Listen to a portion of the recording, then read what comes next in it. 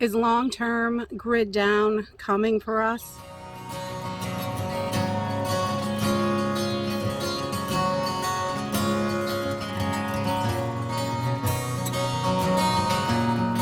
This is Jenny from Homestead Corner, and today I wanted to talk a little bit about the grid going down for long-term, what that kind of looks like, and it might not be what a lot of people expect.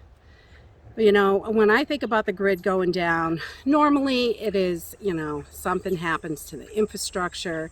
But in our situation that we're currently in now, things are changing at such a rapid pace. I think we really need to look at lots of other angles.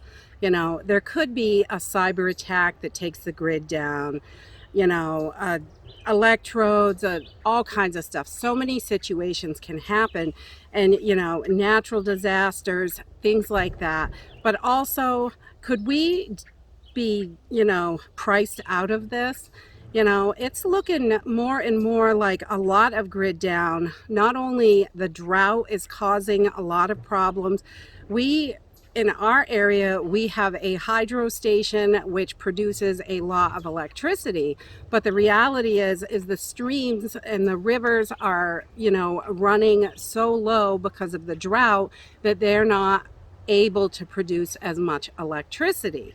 So then they've got to replace that with fuel, and which higher demand rises the price because the cost of the fuel goes up, electricity goes up, everything goes up.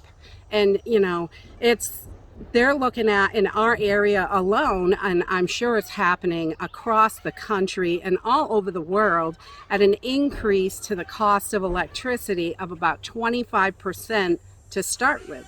25% is a pretty big jump on your bill. And if the first 25% doesn't cut it, then they're going to have to raise it even more. Are we going to get priced out of electricity?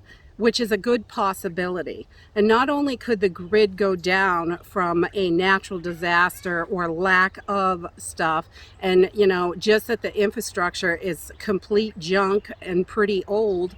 In a lot of areas the infrastructure is just horrible, and the grid could go down at any moment, just from it not being up to par where it should be.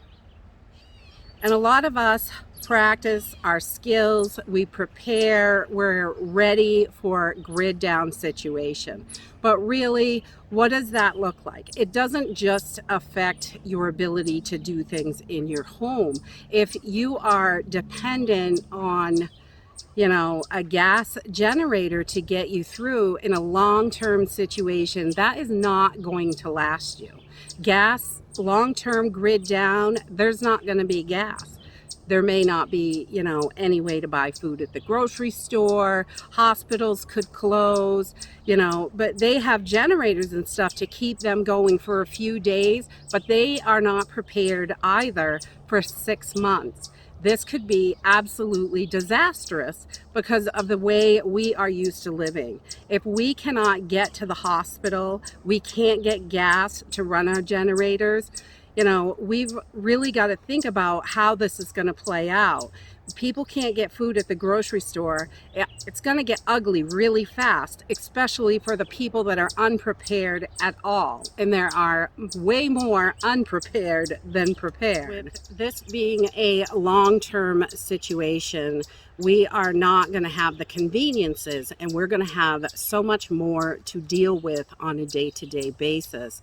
It's going to be more difficult and more challenging to cook your food, to wash your laundry, to just do your day-to-day normal things are going to be so much more challenging. And on top of that, as things shut down and you're unable to get stuff, when gas runs out, the stores are closed, deliveries aren't available, then people are going to get ugly, and they're going to come for your things. And you need to be prepared on top of all this other stuff to protect your home, your stuff, things like that. The cities will obviously, there are much more people. things will run out a lot faster. It's going to get ugly really fast. I know a lot of people think, you know, I love to go camping, grid down wouldn't be that bad. I'm prepared for it, but it is going to be a lot more than any of us are ever used to for a long period of time. Even, you know, we had a ice storm years back in the late 90s, and we were down for a couple of weeks without electricity, and that promotes all kinds of challenges. And it wasn't the entire area. Some places were coming up quicker than others and getting their power restored, so we were still able to get gas for the generators, and we were still able to get, you know, certain things. Deliveries were still happening to the stores. Some of the stores were only accepting cash until they were back up and running and had everything going.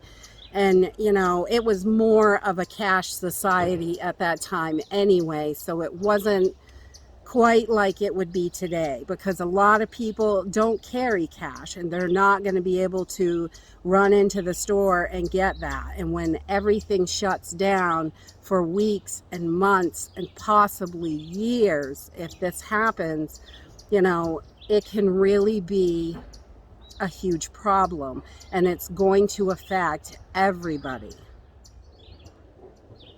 With long-term grid down, I think we all really need to, you know, step back and think about how are we going to get past the generator, where even, you know, you may have 2 generators, you may be able to store 100 gallons of gas, you know, or whatever you're able to store. Only some people only store 20 gallons of gas or 50, and, you know, but whatever you're able to store, that's gonna run out.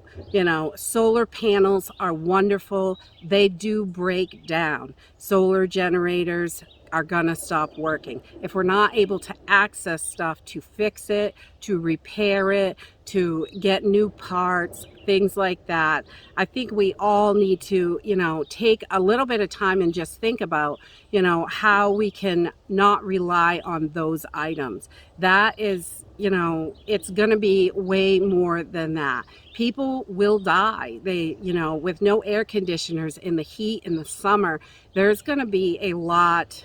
If grid down long term, I really think it will happen across many areas. You know, it could be everywhere in the country. It could, you know, be a section at a time. It can be so devastating, and especially, you know, in massive heat or in massive cold. Some parts of the country get extremely cold, and with no heat and no way to heat, it's going to be devastating, and so many lives would be lost because of it. And, you know, if it's long term, the hospitals won't be there. You know, more than likely there's not going to be someone to help. You know, we can do what we can, but we can't help everybody. And we've got to be prepared for how we're going to handle that. And, you know, it is going to suck. You know, I would love to say it's going to be a walking candy land, but it isn't. You know, I prepare for all sorts of stuff, and I've been through grid down a whole bunch of times, you know, for different lengths of times, but it's not anything that's been long term. You know, I don't want to live in the woods with the wolves. You know, if you have to, you have to, but it definitely is not on the top of my list. So whether the grid goes down on its own, or we're priced out of electricity, which is a very good possibility, the way things are going, it's something we all need to look at and prepare for the best we can. I don't think anyone will be 100% prepared for it, because we are so used to having the modern amenities that we have. And that is it for today. If you like this video, give me a thumbs up. Subscribe. I'll see you in the next video. Bye.